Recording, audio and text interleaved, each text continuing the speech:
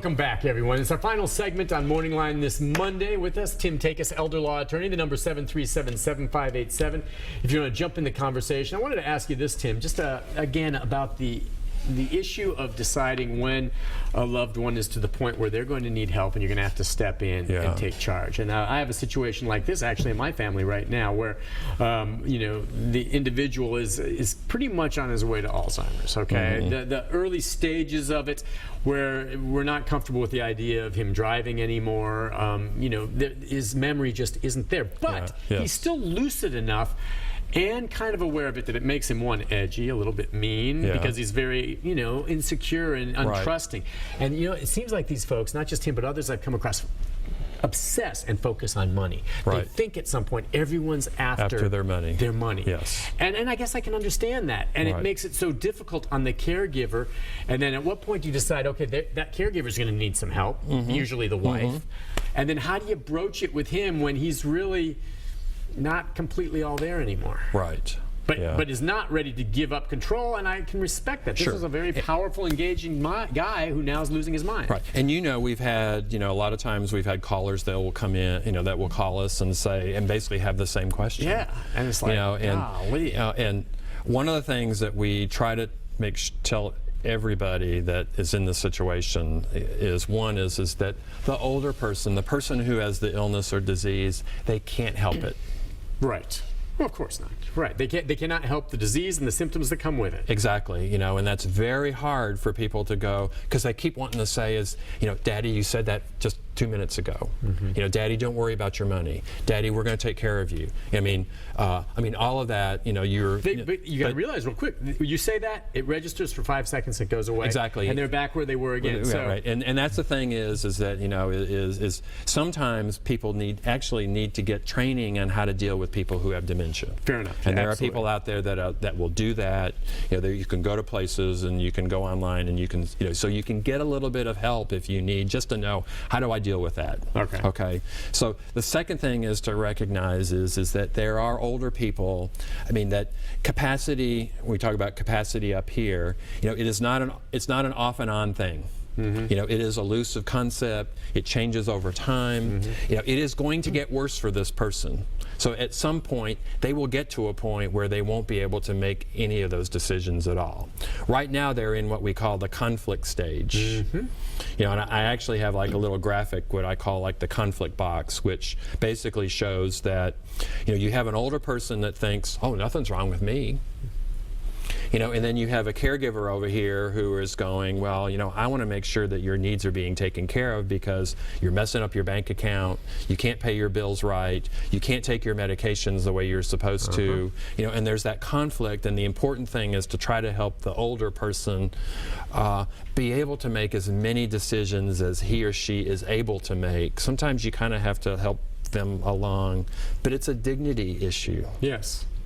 Sure it is, and they can feel it when they're not being treated like adults. Exactly, and they know that they're losing it. And part of the anger and the paranoid is scary because they know it's slipping away from them. And it's not coming back. And they're dependent on others, and they know that, and they don't want it to be that way. And of course, certainly the third thing that we, you know, and so you have to help that person, you know, recognize that they are, you know, that they're losing it. The third thing, of course, is that make sure that they get proper medical care. Now, if they're not cooperating or doing what they suggest, and especially if they're getting into their finances, where do you start discussing the issue of powers of attorney or challenging their competency, which is something that I'm very, very sensitive to. I really, gosh, that has to be really bad to get to that point, but to literally take control away from them. And I know that's something you're very sensitive to. And sometimes that is like you have to, you know, and here's the thing can be very difficult for children to do.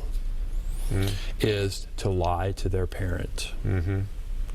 Oh, you know, you have a bank account, you know, like a bank statement, you know, that has, okay, it's like last year's bank statement, you know, and Daddy gets the bank statements every month, right? And you know, you really want to get to the mailbox first, right? Because you know, like you're trying to avoid all of those problems. So, you know, what you try to do is you try to sort of slowly, you know, get that person, you know, away from managing their own money and property.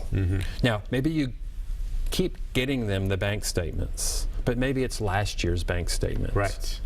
And maybe it's maybe that money is not in that bank anymore, but it's over here. But you have to do that, and you just keep feeding it, because they're going to not remember anything. But Right. just that's a great idea. And see, the hard part about that is, and I hate to be deceitful or deceptive Right. of my own client. Right. Because that's kind of what it is. But it's like, and then it's like, oh, well, that's not that's last year's bank statement. Oh, gosh, I forgot. Well, remember the last one that, it just came in a couple days ago, right? And we looked at it.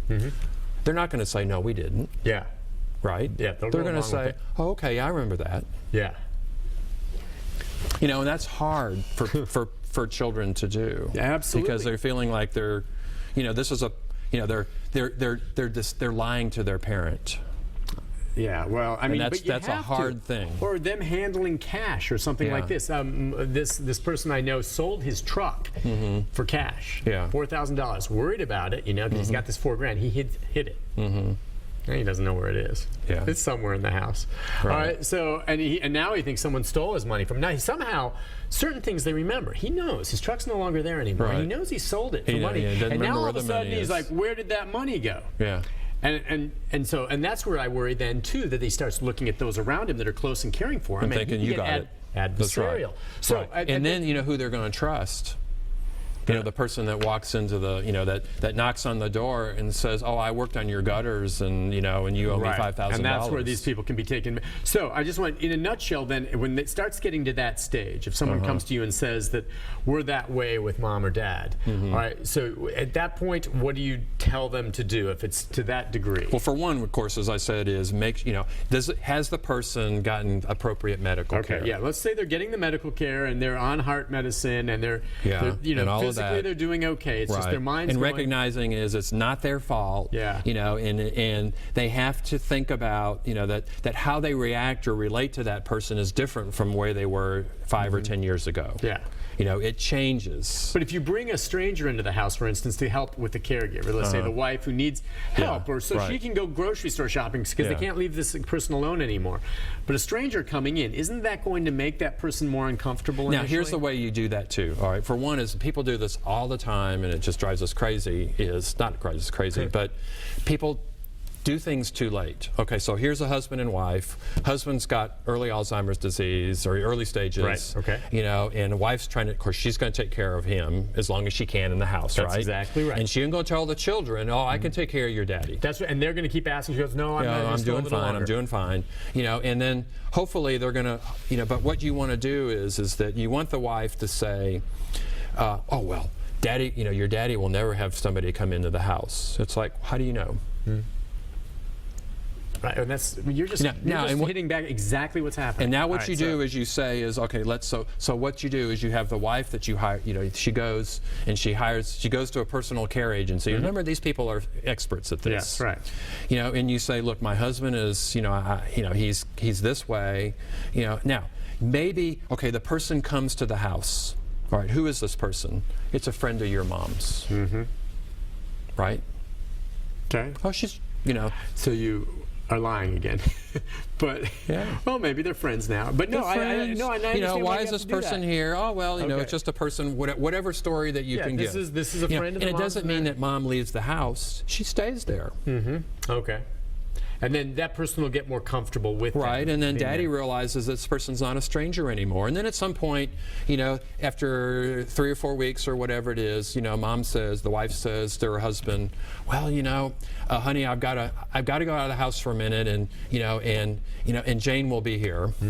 Oh, okay, that's fine. So she leaves. Wife leaves. To the grocery store, do whatever it is that she's doing. And the friend is here in the house. So what you're saying is you got to set the stage and plan for it. You have to plan for it. Get it going and go it through the process, and they'll adapt to that. You have to find a way to make it as least don't wait too late. Out of the ordinary for them. Don't wait. Don't wait too long, because at some point that person will never tolerate anybody but a stranger anybody but the wife. Yeah. And that's sometimes we see. I'll ask this question: Is it does your husband, does he follow you around the house? Well, yeah, I can't get rid of him because why? He's afraid. Right. He's afraid. And that's the only person he trusts or can remember. Well, because and he when goes, he's too far gone, though, his memory won't be able to cling to whoever this new person is he's meeting, and it'll be a new person every time, even though he's seen her 4 or 5 days in a row. So you have to get it early enough that it makes enough so of it an becomes, impression. yeah, exactly. This person is a friend. This person is not going to hurt me. This person is someone that I can trust. You have to all start those that. sorts of things. You have to start it right early. now's the time we have to start doing that. Yeah, absolutely. Holy cow. All right, real quick, just Holy 2 minutes cow. left. Was that, how much was that worth? That was good. Okay. I mean, I didn't think about the plan. Yeah. You just described a scenario I'm dealing with my family right now, and that has to be done exactly now, because it's early enough now that that stage can work to get that. Yeah. If we wait too long, then they won't accept anyone, and then you have to almost forcibly remove them and take them to and see, that's what to us is so heartbreaking, because we say, look, if you come in early enough in this process, and remember, we do this every day. Yeah. We work with older people and their families every day, and we see about everything. There isn't much anybody that's going to wander into our office that we hadn't seen. As you've been, how long have you been at it now? Over 20. I mean, I've been doing elder law for 25 years. He knew it was going to be a hottest aspect of the legal. It is profession, because you have the baby boomers aging right now, and you knew there was going to be demand. Remind folks again where the office is. Okay, I'm in Hendersonville. Hopefully a little. Oh, there we go. How about that? Yeah, give us a call. You got our toll-free number up there, our website up there. 824-2571. And remember to add 615 to the front. Yeah, 615 on all of that. And of course, your website there? tn-elderlaw.com. And of course, you can always put my name in your favorite search engine, and and my name will come right up on top. Gotcha. Elder law practice. Tim Takacs, you saw that. So, Tim, as always, a pleasure seeing you, my friend. I appreciate it. And listen, have a good one. We'll see you soon. 2 months. 2 months. Yeah, another 2 months. You'll be here, hopefully. Yeah, I will. I'll be here. I hope when we get like, really, we'll be just like propped up here, right? I hope not. Like 25, 30 years from now. Years from now. Years from now, absolutely. Oh, we'll be around that long. Tim, thank you for coming on. And Tanner's going to own the station. He's our intern here. Yeah, and he does a good job. As long as we stayed in focus the whole show. Yeah, he was. You knew Tanner's name? I did. He introduced himself again. Tim, thank you again. You're welcome. By the way, stick around. Programming note about tomorrow as well, and I'll put up his contact information one more time in the final segment. Everyone, we'll be right back. Thank you, Tim.